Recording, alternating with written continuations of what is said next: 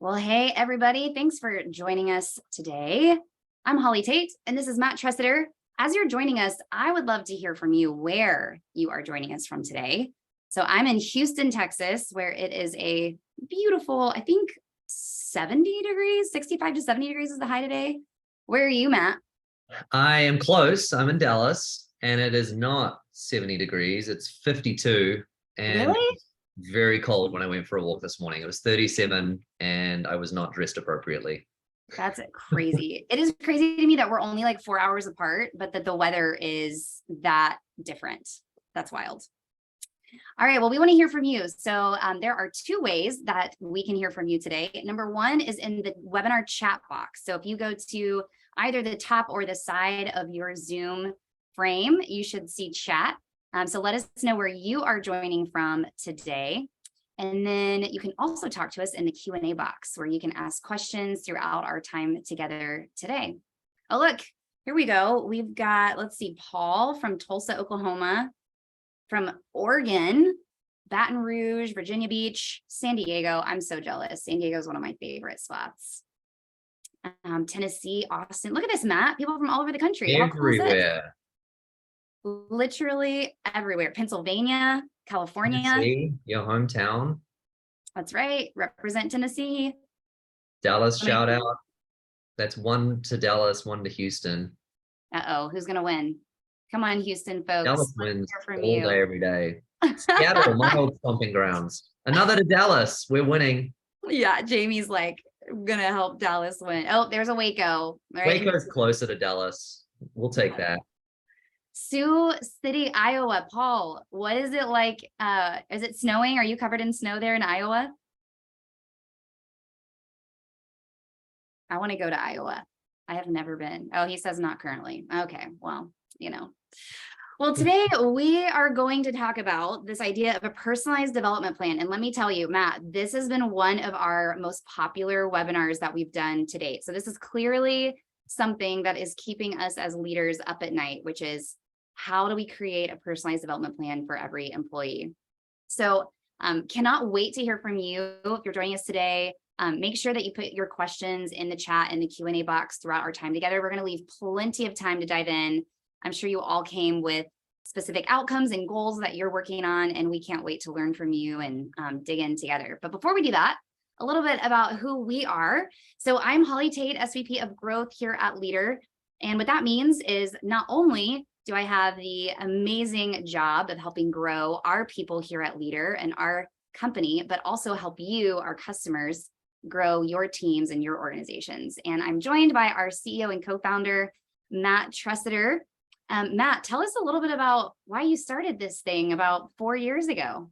Yeah, hey everyone, I'm Matt. I'm from the deep, deep South, as I like to say, a place a little south of Texas. You probably heard of it. It's called New Zealand, and there's not a lot that comes out of New Zealand, but I came out of it, so we'll take that. Leadr is a very much a passion project for me. I think the number one thing that we can do is pass on our legacy of leadership to others. What are the things that we've been taught along the way? I think we're all standing on the shoulders of giants, and how can we pass that through to the next generation and folks that are under our leadership? So deeply passionate about the topic of how do we help someone to see further than they've ever seen. Yeah, well, I know I'm grateful that you took the leap and started Leadr. And a lot of it came out of your own pain as a leader. So can you talk a little bit about that and how that shaped you being so excited about it to start a whole company around it? Well, I think often when we think of putting someone to a leadership role for the first time, there's this kind of sink or swim mentality attached to it. It's, well, Matt's a nice guy and Matt seems to work hard and Matt's got a great attitude. He'll be great at leading people. And then some of the time we are and some of the time we aren't. And from my experience going from leading a team of one, which was me, and I'm a pain in the butt to lead, so that was hard enough. And then you go to a team of 10, you go to a team of 100, and there's no playbook for that. It's like no one said, here's the ABCs, here's the 1, 2, 3 on the basic steps that you take. And so if I could go back and do it again, there's some basic things I wish I had that I wish I'd done, and especially things that I wish I'd given the next layer of leadership so that we wouldn't have made so many mistakes along the way. That's very much what it is for me, is that finding a way to navigate growing pains as an early and young leader. That's so good. Well, and that's a good transition to this question of what is a personalized development plan? And so I think, I've been now in this kind of leadership development space for about 12 years. And what I've seen the most, I know I've done this myself as a leader, is we overcomplicate this idea of a personalized development plan. To me, when I first hear that phrase, I think of an executive team getting in a room for 2 days and putting together this strategic plan of, different job titles and how each person is going to climb the ladder through your organization. But really what it boils down to is every single employee on the team has a best next step. And that's going to look different for everybody, but it doesn't have to be this really complicated process. And so my goal is that everybody leaves here today with some really practical next steps of, one, an understanding of what a personalized development plan is, and then two, a really easy next step to how to do this with every single person on your team. So Matt, we started a program here, or our personalized development plans. It's called Leadr and this was really your brainchild. So I'd love for you to share a bit about Leadr and how and why you created it for our team here at Leadr. Yeah, for sure. And I think you're right. I think on one end of the spectrum, when you think development plans, it's what you said, it's that very complicated, how we're going to solve for this issue. We're going to have to put together all these growth tracks. And then on the other end of the spectrum, which is how I used to do development plans, was, hey, read this book. Yeah, right? Figure it out. This great book came out. You should read it. That's your development plan for the year. No, I'm deeply passionate about this topic. I'll tell a quick story. I think one of the worst insults anyone can ever tell you after seeing you for a few years is, oh my gosh, Matt, so nice to see you. You haven't changed a bit. Or Matt, so good to see you. You're exactly the same. I remember you when you were a little good. Now you're just a bigger version of that. And I always remember hearing that when I used to go home for Christmas every year. And I would think, I'm different. I have changed. I've become a better person. I think it's one of the worst insults someone could say. And so when I think about development, I think it's just this idea of we're not going to be the same person next year as we are today. I remember when Chris and I started Leadr, my co-founder, he said to me, Matt, I can't promise you that we're going to win or lose, but I can promise you that you'll never be the same again. And so I think that's growth and development. And I think it's reframing what we think it means, because I think for a lot of people, when we think development plan, we think, oh, great, a promotion, or, oh, great, a new title, or more money, or whatever. But I actually think development plans is more, okay, how am I rounding out the edges of my blind spots? How am I trying to fill in some of the gaps of the things that I'm not naturally good at, so that I'm not getting that worst ever insult said to me when I go home for Christmas? That's how I kind of reframe it, Ollie. It's so good. We talk a lot here at Leadr on our team of that, getting 1% better every day. And at the end of the day, that's really what a personalized development plan is. And there's so much data that backs this up, Matt, which is, that's why it's our fifth foundation here at Leadr. So everything we do here at Leadr is founded on these 5 foundations, that when we as leaders do these things consistently so that every team member experiences these 5 things, that's where the most high performing and engaged teams happen. And so this 5th foundation around every employee having a customized learning and development plan is so critical to not only making sure that every employee is engaged, but most importantly, or that leads to us being able to achieve our missions, our outcomes that we're working towards as an organization. So Matt, this stat that we're about to read together blew my mind. This is wild. So the data tells us, this is a LinkedIn workforce report from last year, that 93% of employees, wow, so almost all of them, 93% would stay at an organization longer if it invested in their careers. Wow. 93% of employees. And so in a time where the Great Resignation is still a thing, I read a study about 3 days ago from CNBC that November was the 18th straight month in a row, 18th straight month in a row where over 4 million people have voluntarily left their jobs. So every industry is feeling this. And even if you're not seeing that turnover happen in your organization today, the data tells us that employees who are sitting in the seat are the buzzword called quiet quitting. They're not fully engaged. They're giving the bare minimum to get by. And we don't want that. We want the opposite of that, because we want to achieve our missions. We want to achieve our business outcomes as organizations. And so having a personalized learning and development plan for every single employee on our team is one of the most important 5 things we can do to really make sure that we're doing that. So with that, I'm going to jump in to our 3 elements to a successful personalized development plan. So the first one is it has to be personalized. So this is critical, but I think this is often one that we miss when we roll out the same, structure to every single person. It's not personalized, and that can often make people feel like a cog in a wheel, or that it's not helping them achieve their personal goals. And so making it personalized is a really important part of making a PDP work. So this, there was a story I want to tell about one of our amazing team members here at Leadr, where this stuck out to me. So there's a book called Radical Candor. I've got it right here. And it is by Kim Scott. And Matt, you actually introduced this book to me first. I love this book. It's so good. Well, there's a concept in the book where Kim talks about this idea of rock stars and superstars. And the concept is that rock stars are people who love the work that they're doing, and they want to become a specialist in that work that they're doing.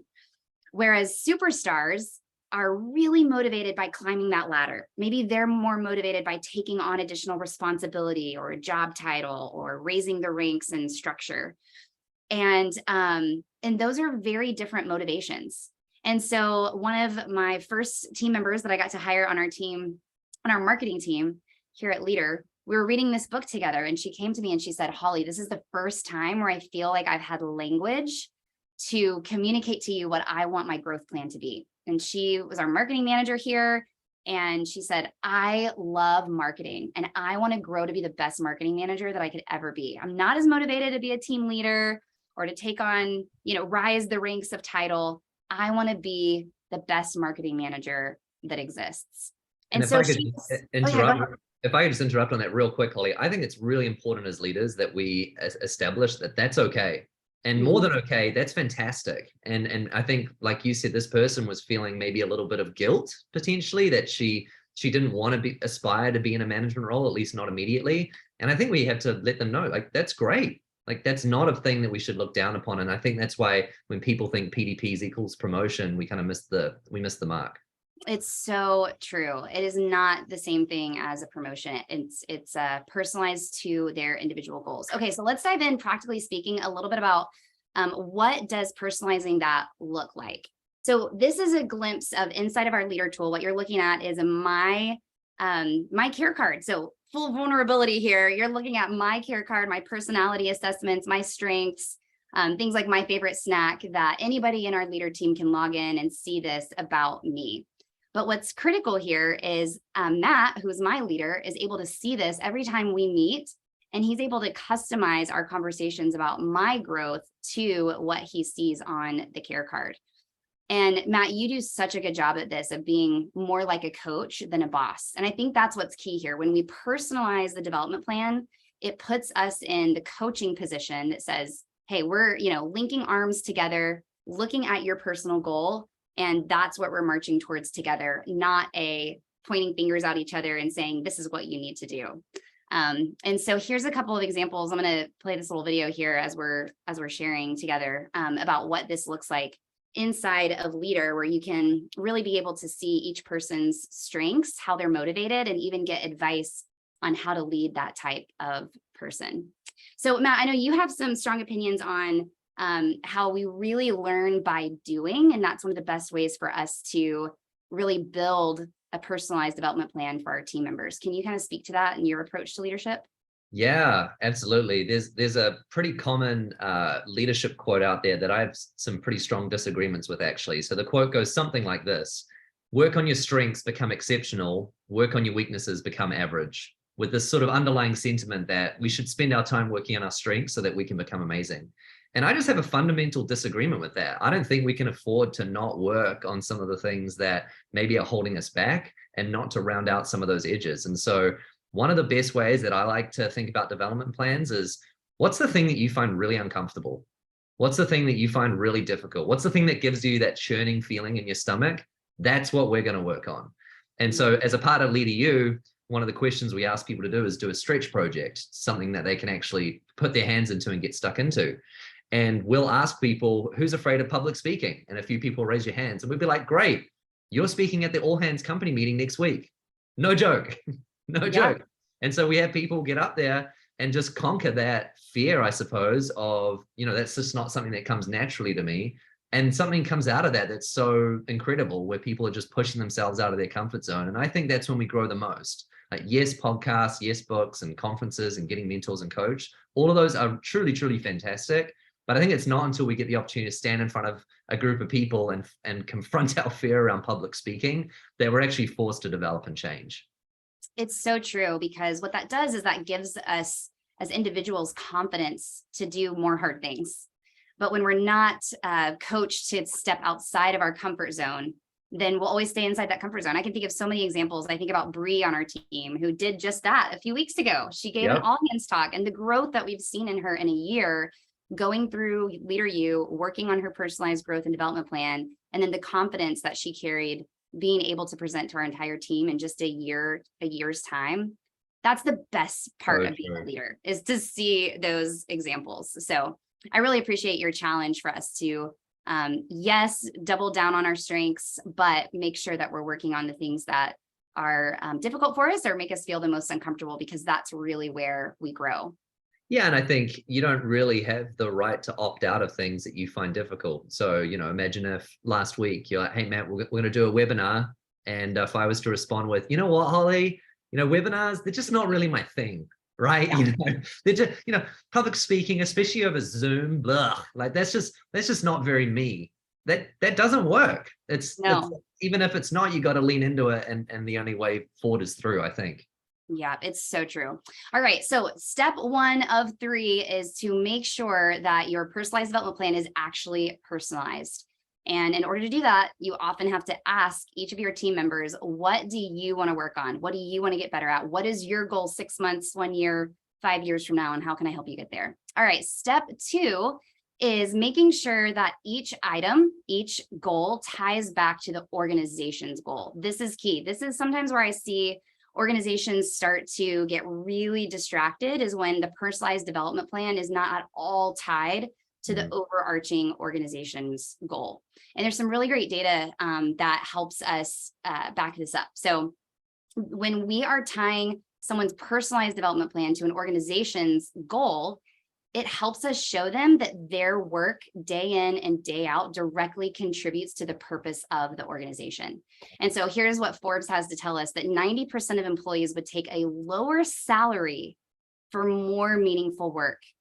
And nearly half of an employee's sense of meaning at work is tied to what their leaders do. So what's important about this is it's not necessarily, I think a lot of times when we read stats like this, we think, oh, well, that means that meaningful work means that we have to have fun at work, or it means that we have to be working for an international nonprofit that's saving the world. Meaningful work means that the work that I'm doing day in and day out, I know that it has impact into the overarching purpose of our organization. I can see the direct line for how the tasks or the goals that I'm working on drives this mission or this organization forward. And so it's our jobs as leaders to really be able to show our team members a path towards that. So Matt, would love to hear your thoughts on what this looks like as the leader's responsibility to really help pave a pathway towards meaningful work. Yeah, I've become a little obsessed recently with, leading different generations within the workplace, and how different generations are motivated very differently. And I think, to your point, Holly, one of the things I'm learning is the thing that Gen Zs look for the most is to be seen. I want to be seen, I want to be valued, and I want to know that I'm not a cog in the wheel, and that my work is attached to the greater mission. And it's funny because the first point could almost be seen in tension with the second. Okay, it's personalized, so it's for me, but it also has to be tied to what we're working on as a team. So which one trumps both of those two? So I think that's where, as the leader, we have to step in and say, this is the one that actually fulfills both of those circles. That's the Venn diagram in the middle. One of the things that I've learned over the years is the responsibility for the employee to learn and grow is on them, but the consequences of them not doing that is on us. The responsibility for our employees to learn and grow is on them, but the consequences of them not learning and growing is on us. So it's super easy for us to say as leaders, well, I didn't come up that way. I didn't have to, sit down and go through a classroom style workshop, or I didn't have to go be put into a growth track. So why do they need to? And you're kind of right. Like, kind of. It's not your job for them to read a book each week. It's not your job that they listen to a podcast. But if they don't do that, who gets hurt ultimately? It's the team. And so that's on us as the leadership. And so I often think it's like, okay, I need to bridge this gap between this personalized thing that's important to them, but also more importantly, what's the mission goals? And so sometimes it's just sitting down and saying, here's where we're going. Here's the top priorities. Here's the initiatives. How can you contribute to helping us accomplish that goal? And I'll make sure that you're the one that gets the credit and the accolades. And I think one more point on that, Holly, if you don't mind. President Truman said, it's amazing how much you can accomplish if you don't care who gets the credit. Right? So good. So as the leader, if you're truly fine with not getting the credit, you should be delegating all of these stretch projects that are aligned with the overarching mission, because ultimately the team wins, and ultimately you'll fulfill their desire to have a growth and development plan. Yeah, it's so true. That quote that you said about how ultimately the consequences of our team and members not growing and developing is on us. It's easy to just kind of slide past that, but it's really important that we take a second and realize that, because we as leaders on the team are responsible for the outcomes. And so it's our responsibility to make sure that we're providing a space for conversation and intentionality, to make sure that every team member does have the ability to own their growth and development, so that we can achieve our goals. So here's a couple of ways of how that can look within your organization. So first, make sure that you have goals. There are so many organizations out there that I'll ask, what are your goals? And they can't tell me what they are. So step one is, as a leadership team, making sure that you are super clear on what your goals are. And it doesn't have to be an annual goal. I'm actually a huge fan of quarterly goals, because it allows us to really pivot from there. It's short sprints. So make sure that you know the direction that you're headed, because if you're not clear on that, there is no way your downline is clear on what the organization's goals are. So make sure that you know them, then make sure that you're talking about them in front of the entire team on a regular basis. And so a few ways that we do that here internally at Leadr are, every single week we have our all hands or all staff meetings, and we talk about our goals. They are front and center every single week. So not only does that hold us accountable as the leadership team to make sure that we're tracking towards those goals, but two, it communicates to every single person on the team, no matter what their role is, that their work is directly contributing to the goals that we're working on as an entire team. Second is that we want to make sure that every team member is actually creating those goals, and that they are front and center every single week in those one-on-ones. So I'll raise my hand first to say that there have been I think more times than not in my life have I set and then forgot a goal. Set and forget, right? I get really excited to sit down and journal, and I'll write them down. And then 3 months later, I'm like, oh yeah, I did make that goal. And so that's one of the features that we built inside of Leadr, to make sure that not only are we setting them, but they are front and center every single week when we're having those one-on-ones. And that way we are able to be coaches as leaders. So rather than having to feel like a micromanager and say, hey, Matt, well, how's that project that I talked to you about last week? How's that going? I've got your goal front and center. You're updating them on a weekly basis. And then I can say, wow, I saw that you created that one-on-one meeting guide. Great job on that. How can I help remove any other obstacles for helping you achieve your goal? And so again, not only is it personalized, but it's also tied to the overarching organizational goal that we're working on, so that, Anna, who we're looking at here, can see how the work that she is doing directly contributes to our mission and our goals as an organization. Here's another template, just very simple. I mean, this is very, very elementary, but I'm a huge fan of using elementary frameworks when it comes to goal setting. Again, I think we way overcomplicate goal setting, and this is just a really easy template for you to use in your staff meetings. Just put the goal for the quarter front and center, pick 3 initiatives. Any more than 3 is often too many, because it's just too much. We can't achieve more than 3 big things within a quarter typically. And then make sure that you've got your KPIs, your indicators of success. How will you know that this goal is achieved, that it's successful? and breaking that down for the team, for that person, so that they can see what winning looks like. We all want to know if we're winning. Matt, can you tell about our co-founder, Chris Heaslip, and this question that he likes to ask all the time? Are you winning? Why is that so important for our team to know that? Oh yeah, every time he walks by someone's desk, are you winning? Are you winning? And it's funny watching the responses, right? Some people are like, I don't even know what winning looks like. Maybe, sure. I think it's just important. Like back to the earlier point, Ollie, if people are wanting to be seen or if people are wanting to know that the work that they're doing matters, I think it's equally important to know that we're actually ahead of the game, that we're on track, that we're on target. And if you're like me and you're competitive, you want to win. And so, yeah, I think the winning nature of the tracking the goals on a weekly basis and celebrating them, I think is crucial. There's that line in leadership, what gets recognized gets repeated. And so if you're recognizing people making those milestones and making those step changes towards the goals, you'll continue to see repeated wins towards them. It's so true. And the other thing that we have found here at Leadr is employee engagement that can often feel like this very nebulous, hard to measure thing. The 3 leading indicators that lead to the lagging indicator of employee engagement are clarity, maximization, and rapport. And clarity is, am I winning? Yeah. How do I know that I'm winning? And so every team member really needs to know the answer to that question in order to feel fully engaged. And then maximization is, do I have the tools and resources I need to win? And then rapport is, do I trust my team and my leader? So, and Madeline, thanks for putting that in the chat. Yes, Sean, KPI, thanks for asking, means key performance indicator. So these are just measurements of how are we tracking on this goal? What are quantitative indicators that we are tracking towards succeeding and winning in this goal? So this should be a part of every personalized development plan for every single employee. There needs to be some quantitative components, some KPIs that are a part of their goals in that personalized development plan so that they can know that they are winning and see that growth over time.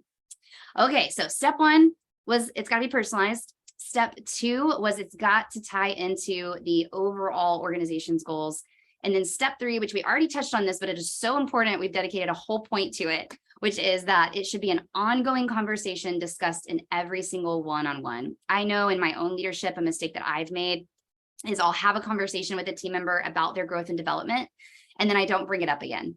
And it's because, Matt, I think a lot of times I've had that perspective that that's on them. If they want to grow, like that's on them. But what we're seeing, especially with Generation Z, when if you think about it, this is the first generation that has had everything mapped out and laid out for them. They have curated their entire life on social media, on the tools that they have in front of them. And so it's a radically different way of looking at the world. And so their expectation is that us as leaders are bringing it up regularly because it shows them that it's important to us. And that's why we want to make sure that we're bringing it up in every single one-on-one. So Matt, how have you done this in your one-on-ones to make sure that growth and development is front and center for every single person on your team? Yeah, I think it's a little similar to annual reviews. If you're only discussing feedback in an annual review, if they're more than just a few degrees off, if at the beginning of the year they're 2 degrees off, by December when you do the annual review, they might be 30 degrees off. It's too late to make adjustments. And I think the same thing about goals. And I think the same thing about development plans. If I'm discussing a goal once a year, once a quarter, it's just not enough because so much can be in flux and so much can change. And so I just set weekly reminders for myself. In Leadr, I do recurring agenda items, but I want to know every single week, how's this thing that's super important tracking? And it's not heavy-handed. It's just, hey, how's it going? And how can I help? Or I think a great question we can ask as leaders is, how can I unblock you? Or what obstacles can I remove? Or how can I help you go faster towards that thing? Because I'm the same as you, Holly. I get busy, I forget, and then it's been a few months go by and you're like, oh, whoops, I was supposed to check in on that. So those weekly reminders hold me accountable to stay on track. Yeah, it's so true. And one of my favorite things to do is to put a recurring agenda item for my team. So we're looking at Kristen here. This is a view of Anna and Kristen's one-on-one, but in me and Kristen's one-on-one every week, we have a recurring agenda item that is about her growth and development. So it holds me accountable to make sure that I'm prioritizing that for Kristen every single week. So when I think about one-on-ones, I think about a third of our one-on-ones should be about care, that first and foremost, Kristen knows that I care for her as a whole person. Then we talk about development. And so that's why we have a recurring agenda item, and we spend quite a few minutes of every one-on-one talking about her next steps in her role and at Leadr in general. And then we talk about performance, which are goals. And so that's all tied together, but it's really important that we make sure that development conversations are a part of our consistent one-on-ones. Can I say one thing on that real quick, Holly? Yeah, of course. One of the frameworks we've used for feedback here is the T3B3. So what are Matt's top 3 skills and what are Matt's bottom 3 skills? It's a great exercise to do as a 360-degree survey, anonymous if you're brave enough. Hey, Holly, what is Matt's top 3 skills, bottom 3 skills? Send that out to your boss, your peers, all of your direct reports, and you'll get back some spicy things. And one of my direct reports has a recurring agenda item in every single one-on-one that's, here's my B3s that you told me 3 months ago. And he'll say, have you noticed anything in the last week where I've stepped up and tried to do a better job? So one of them is, am I speaking up enough? And it gives me the opportunity to say, I noticed that you spoke up in this meeting at this time about this thing. And that's just a fulfilling moment for him. But if we didn't have that, I would have completely forgotten that he sent that feedback request and that I responded. That's so good, because that's what this is all about. A personalized development plan is all about seeing their development over time. Right. And so by you on a weekly basis being able to have that conversation, it helps him see that he's winning, that he's improving, which is what it's all about. And I'm so glad you brought up feedback, Matt, because it doesn't just stop with goals. If we're only focused on goals as a part of a personalized development plan, we're really missing the point. So learning and feedback are just as important as having clear goals attached to our personalized development plan. And so one quote that I think is so powerful, maybe it's cliche, but for me, it is really hits home that it's about the journey, not the destination. And so when we're focused on the journey, typically the destination tends to work itself out, right? So when we're learning, when we're asking feedback along the way towards meeting our goals, that's where we really see that development happen. And so that's what we've built inside of Leadr U that we're going to dive into in great detail in a minute. But learning and feedback is such a critical part of our Leadr U program that we've built here at Leadr. So Matt, anything else you want to talk about on step 3, which is making sure that we're talking about our PDPs on a weekly basis on our one-on-ones before we dive into Leadr U? The last thing I'll say is, and just to reiterate, I mean, we've already touched on it, but as leaders, we just get busy. And I think often when there's a lack of growth and development culture in our teams, it's not because we maliciously set out to have that. It's just because we lacked intentionality. And we didn't lack intentionality because we don't care. We just have other things in our mind. And I know my natural disposition is focusing on the tasks. Where are we at on this thing? How come we're not tracking on that thing? It doesn't come naturally for me to think, oh yeah, Holly said that she's trying to work on this. I should probably bring that up on a regular basis. And so it's just the little things of those constant reminders that are really holding me accountable to the things that I know I should be doing. I just get too busy to focus on it on a regular basis. Yes, so true. All right, let's talk about Leadr U, which Matt, I know is one of your favorite things. So we touched on this at the beginning, and we're about to get really practical. We're actually going to show you the framework that we take every employee through that is a part of Leadr U. But these pictures are so much fun. This is They make me so happy, Holly. I know. Well, tell us why. Like, why does it make you so happy to see these pictures of our team? Well, how often as a leader do people take the time to come into your office and you're like, hey, Matt, can I have a conversation with you? And they close the door and they sit down and they're like, I just have to tell you how much of an amazing job you're doing, right? That never happens. What do we hear? This thing's on fire. This problem's happening. This person's gossiping, whatever. And so as you take on more and more responsibility, most of the things you end up doing are not fun. This is one of the most fun, fulfilling things that I get to do every year, which is the graduation lunch for the Leadr U grads. And it's just fun hearing the stories. It's fun seeing how people have grown and developed.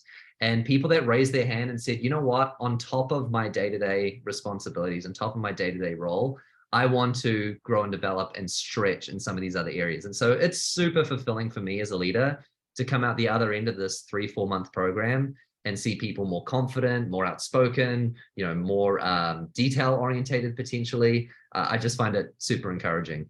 It's so true. And this is, I mean, even, this is Bree right here that we were just talking about. that it just to see the development in our team members in just a few months or a year's time because they've gone through Leader U it's so inspiring. And it always encourages me to continue to level up. I'm like, oh man, look at their growth and commitment over these last few months. This is challenging me to really be able to level up as well. So let's dive into the logistics of what Leader U looks like. So we have a template. We're going to send this to you in with the replay link. You're going to get our download that helps you build this for your organization. But this is a glimpse, kind of a snapshot of what it looks like for our team who goes through Leader U to put together their personalized development plan.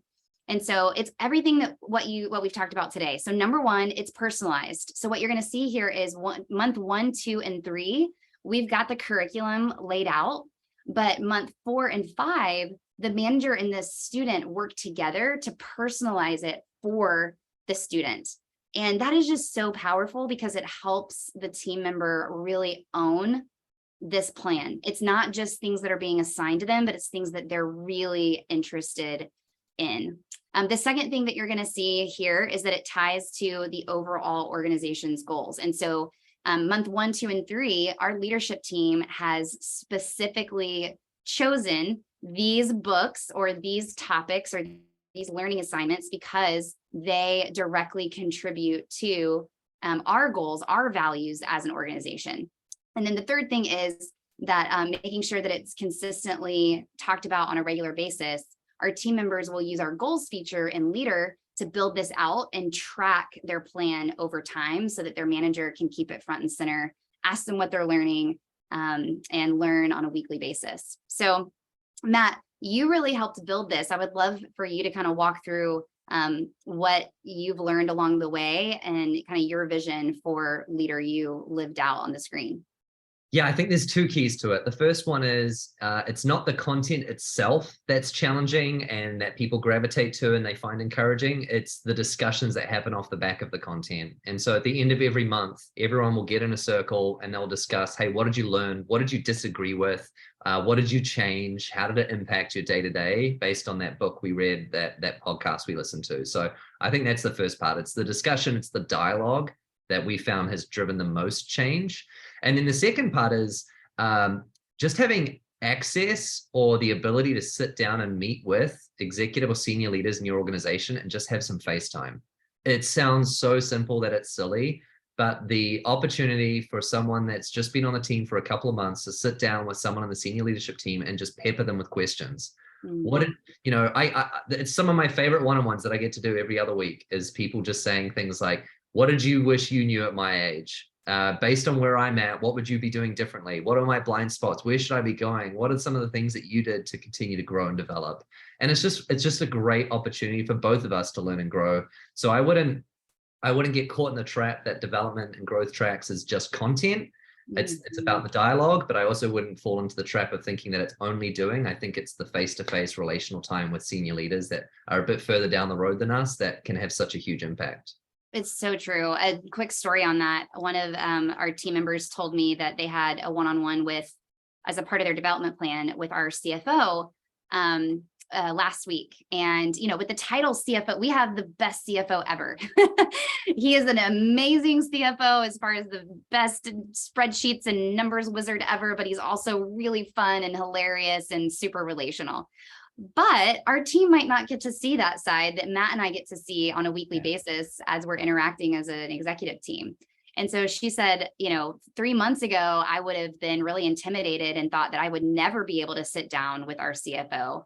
But in that one-on-one, she felt like she had so much in common with him and got to learn so much and that he was so approachable. And so, imagine now how much more that team member is going to feel empowered to approach our CFO moving forward and help her do her job better. So that's the magic that happens when we make our leadership team accessible to those that want to grow and develop on our team. And then the stretch project here, I think is really important. So talk to me about, you kind of touched on this earlier, but let's unpack this more and why this is such an important part of the personalized development plan. Yeah, the stretch project is a mixture of what you said, the organizational goals, but then also something that they're passionate about. And so it's trying to find the crossroads of those two things coming together. So often this looks like the line manager or the leader closest to the front line saying, here's the list of things on my to-do list that I have to accomplish in the next few months, maybe. And which of these things jump out to you off the page? Which of these things do you think you could help with? And some of the stories that have come off the back of this have been so encouraging. Like our actual website was built as a stretch project from someone last year. True story. Yes. The whole redesign of our website was a stretch project for someone. And it was a huge win for the organization, and it was a huge win for the individual. And so that's probably a dramatic example. But there are other ones that do align with people's work, that do feel like it's actually growing them and stretching them as well as impacting the team. I can think of Leadr Table, which have been some events that we've done last year. Yeah. That was a stretch project for someone. So yeah, those are some of the most exciting parts, when it not only is the person, they're lighting up because they're learning so much, but going back to that meaningful work quote that we saw, they're seeing how them being stretched and challenged, doing more than they ever imagined they could, directly impacts the mission of the organization. And I mean, that's what gets all of us excited to get up and go to work every day. Some of the best projects and initiatives have come out of stretch projects. They really have. And I think it's easy for leaders to be out of touch with which problem you're actually trying to solve. And so from someone that's on the front lines dealing with an issue or an opportunity to improve every single day, when it's run by them, you can often get a far better result. So true, because they have ownership. Right. Over it. That's awesome. All right, well, let's dive into some Q&A, because I think we've already got quite a few questions in the chat. So I'm going to stop sharing here so we can dive into some Q&A. Okay, Dave, I'm going to start with you. And it looks like Madeline on our team, hi Madeline, already helped answer this one a bit. But Dave said, is the personalized growth plan in Leadr and attached to a person's profile? And so the way that we do this, Dave, is we'd like to do it on a Google slide, because it is editable, really easy to edit in real time. And I'll hyperlink that. So this is a real example of what's in Kristen and my one-on-one, our recurring agenda item. We have her growth and development plan is what it says. And then we've hyperlinked that out to a Google Doc or a Google slide. And that is such an easy way to have it front and center right there. As well as using Leadr goals in order to track those goals that are a part of the development plan. Having those front and center in the one-on-one every single week is super helpful. All right, let's see. Brian asked a similar question, best practices to put organizational goals into Leadr to keep that before the organization. We'll make sure, Brian, that your customer success manager connects with you to show you how to do that. But we have one internally right now that every single person on our team is on this goal. And so every time it's updated, everybody gets to celebrate together. And it's just a really great way to keep those organizational goals front and center. All right, Matt says, have you seen churches create good quantitative goals? How can I, as a middle manager overseeing several people, operate within an organization that hasn't set clear goals? Matt, I love this question. I'll take a stab at it, Matt, and then I'll turn it over to you to see what you would share with Matt on the chat. One is, I would just encourage you to lead from your seat. So it sounds like you are already overseeing several people. I think one of the best ways that you can show it's called leading up, show your upline why goals are so important, is you start with your team. And so what would it look like for you to do two things? One, set a goal for yourself and share that with your manager without them even asking, just to say, hey, manager, I've chosen this as my team's goal. Here are the KPIs. Here are the initiatives I'm going to work on. Here's the deadline that I'm achieving, or that I'm working on it for. And I would love for you to help me keep accountable on achieving this goal. And then do that with each of your team members. And I bet that your manager and your leadership team is just going to be blown away by what your team is able to accomplish. And then that's going to help them go, maybe we should be doing this across the organization. So Matt Tresidder, I'm curious to hear any additional thoughts you have on that. No, I love that. I think that's great. I think it's almost a fallacy that goals have to be top-down driven. That it's all down from the top, and we're going to tell you exactly where we're going and what we're doing and why we're doing it. And I think often it's the more of the collaborative process, like you say, that's at more of the team level, where someone's taking initiative that inspires, like you say, the rest of the team to get on board with that approach. Yeah, so true. Okay, Gavin sent a note just to hosts and panelists, but he said, I want to help my team of 90 leaders, supervisors get one-on-one sessions going in 2023. First of all, that's like the best thing we could ever hear. We love leaders wanting to do one-on-ones because it is the number one thing you can do to drive high performance and engagement across your team. And yes, Gavin, we have tons of resources. So we'll make sure our team connects with you. We've got ebooks, downloads, and then most importantly, we would love to show you a demo of how you can do your one-on-ones super easily, really effectively inside of our Leadr platform. All right. Let's see. I'm going to go over to our Q&A tab now. Okay, Calvin asks, yeah, has Leadr software been used beyond the church or in any secular setting? Yeah, Calvin, so we have customers in every different type of organization or industry. And so we do have a lot of churches that use Leadr, but we also have a lot of businesses, nonprofits, and even schools. And so that's one of the our favorite things is that we get to see how one-on-ones, personalized development plans, feedback and learning is really able to help any team across any different type of industry. So thanks for asking. All right, anybody else have some questions for us today? Throw them in the chat. Oh, looks like Jacob just put one in here. What is the rhythm of your Leadr U personalized plan? The grid you showed lists a 5-month plan. Is this just for new employees onboarding with Leadr, or is a new plan set up every 5 months? We are currently trying to develop our own 6-month onboarding process and would love to use Leadr as a tool if possible. Jacob, I'm really glad you asked this, and I'm going to ask Matt to share because we actually just added a new Leadr U track. And so Matt, I would love for you to share what you've learned and why you're adding the Leadr U management track.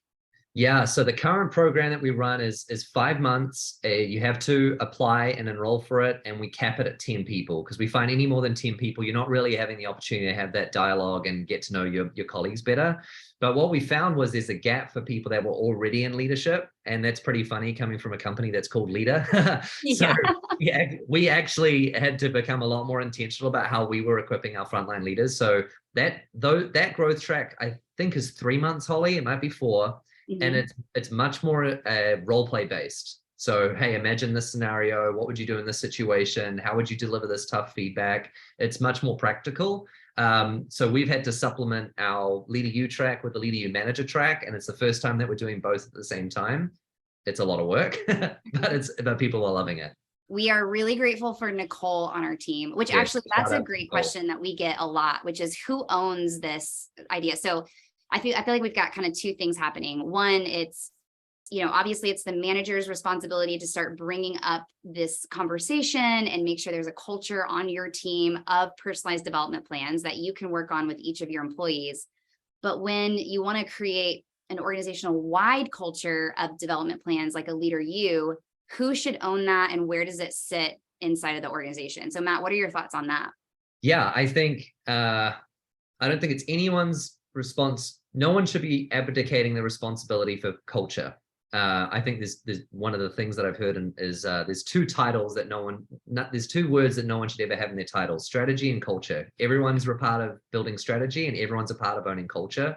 And so I think the moment that you say this one person is responsible for culture is the moment that you say everybody else, you don't have to worry about that. And so I think, Holly, it has to be both. So in our case, it's Nicole, who's our senior people manager. So she's, yes, has core HR functionality and responsibilities, but really hers is the heartbeat of the team of how do we do a better job of establishing culture. But it doesn't stop with Nicole. In fact, a lot of that, the work itself is being done by the line managers. And so I think it's a collectively owned initiative. The moment you put it in one person's seat is the moment that other people can just say, not my problem. It is so true. Such a good point. And then Jacob, I just wanted to add one other thing. First, I love that you are thinking about onboarding because what we know is that those first few months, first few days, first few weeks, definitely first few months is the #1 way to drive engagement long-term of our new team members. And so we actually have some resources around onboarding that our team can send you as well. But yes, and you can use Leadr for it. We actually use Leadr for our own onboarding process. We've got feedback and learning that's a part of those first couple of weeks of onboarding. So we can definitely load you up with lots of thoughts and resources there.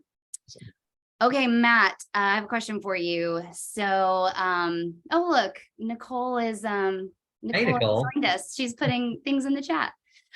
Okay, Chris says, how many goals are too many? I feel like you would really like this question, Matt, because you You can like have as goals. many goals as you want to have.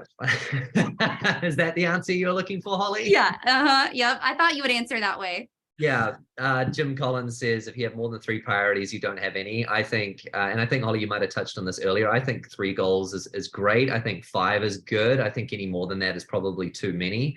But I think it's important to stack rank them at the same time. So it's okay to have 3 or 5 goals, but I also think it's important to say this is the one that's front of mind for me this week or this month that I'm working on. So yeah, that's the way that I would think through it. Which Yeah. answer were you hoping for, Holly? No, that was good. You did both. Okay. You gave like the aspirational one and then the more practical one. I thought you were about to give them an opportunity to say I've given you too many goals. Yeah, well, yeah, I'll add that to our one-on-one next week. Yeah. Yeah, no, I totally agree. I think what's important is, and you do a really great job of this, Matt, as our CEO, is like you always have the North Star in mind of our annual goal. And so you're constantly reminding us like, this is the North Star for our annual goal. So now this quarter, what do we need to do this quarter and only this quarter in order to help us get there? And so it's a really great job of, because often it can be overwhelming to the manager to think about if we're here on month 1 and that's where we need to be on month 12, how in the world are we going to get there? That feels really overwhelming. And so as the leader, to have the North Star in mind and then break it down into bite-sized goals throughout the year is a really effective way to do that. And so I would say, I mean, really it should be, we call them objectives at Leadr, like one objective, big objective per department. And in that you have different goals and KPIs. But any more than one big one is often a distraction. So yeah, it's great. Not a clear cut and dry answer, Chris, but hopefully that's helpful for you. Okay, we have a couple more questions that came in. Dave is asking, for the executive coffees, are they one-on-one or are they done as a group? Go for it, Matt. We've tried both, and we found that one-on-ones, even though it's obviously much more of a time suck, we find that one-on-one is much more of an impactful conversation. And so it's a lot, I think. So if we have 10 people going through the course, that means I have to do 10 one-on-ones over the course of 5 months. So it's a lot, but it's not really. I mean, we're talking 2 a month in addition to the other things that we're doing. So I think one-on-one's a lot more impactful. But in saying that, we've done group lunch as well. Hey, come to a lunch and bring your 5 questions each, and we'll have more of a dialogue. I just think there's something special about setting aside the time to say, this meeting is just for you and Matt. And I think that just sends a pretty strong message. Yeah, that's what I was about to say is when we think about, oh my goodness, I don't know that I have that many hours to commit to this. But then the real question to ask is, you don't have, well, I'm going to mess this up. You can't not commit to it. Yeah. Yeah. I do that all the time. If you're too busy for people, you're too busy is kind of the yes, that's the quote you use all the time. It's like and it's really hard to measure, but the return of an executive leader showing that frontline employee or that mid-level manager that you're worth this hour. Oh my goodness, you just can't put a dollar a sign on that. So it's really good. All righty. Let's see, what else do we have here? Do the executive leaders have a template for the coffees? That's a good one. We don't provide. Yeah. Go ahead. No, I was just saying that's actually a really great question. Like, do we give our executive leaders a template, or do they customize it for each one?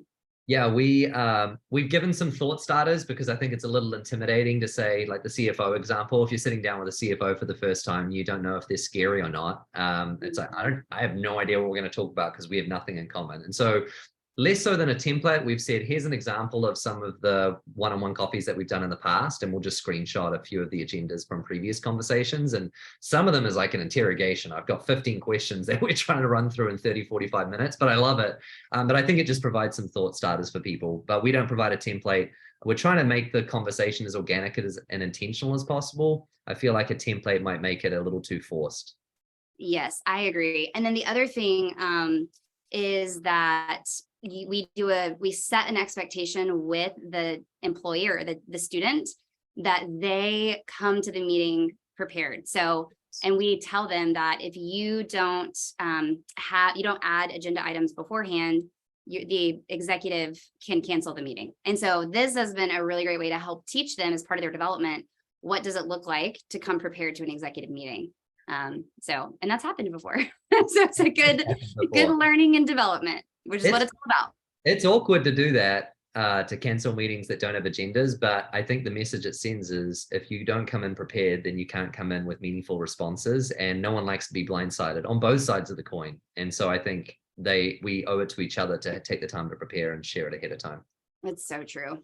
Okay, Anne is asking, so it looks like she's in a private school that has special rules, some compliance oriented things. And so her question is around how customizable is Leadr? And the answer is very. So Anne, we'd love to hop on and we can show you a demo and answer all of your questions around the rules or performance milestones that you have to have. But we have quite a few schools that are on Leadr and would love to show that to you. All right, let's see. We have another question that just came in to us. How does this get implemented into a structure?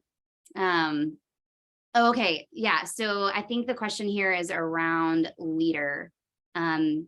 So yeah, Paul, we are happy to hop on and we can answer all of your questions about what it looks like to be inside of our Leadr tool and run those one-on-one meetings, set those goals, give and receive feedback and learning. We would be glad to do that, which is actually a great transition. I'll share my screen again. So for anyone that has any additional questions today, oh my goodness, it's on my other desktop. One sec, I lost you guys. We would love to talk with you one-on-one. And the way that you can do that, we'll throw in the chat.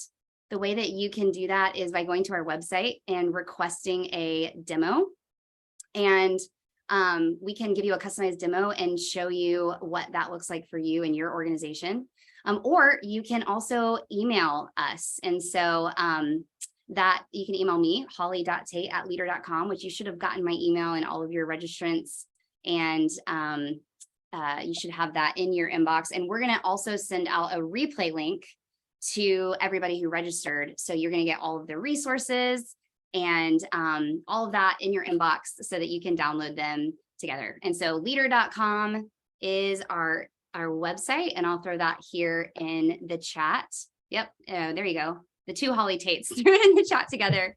But more than anything, I just want to encourage everybody that the fact that you took an hour out of your day to come to a webinar to learn about growth and development plans just means that you care about your team. And that is what we're all about here at Leadr. And so whether you're already a customer or you're considering your next steps with Leadr, it means the world to us that you would dedicate this time to helping you be a better leader and help your culture and your organization just really engage and grow every single person on your team.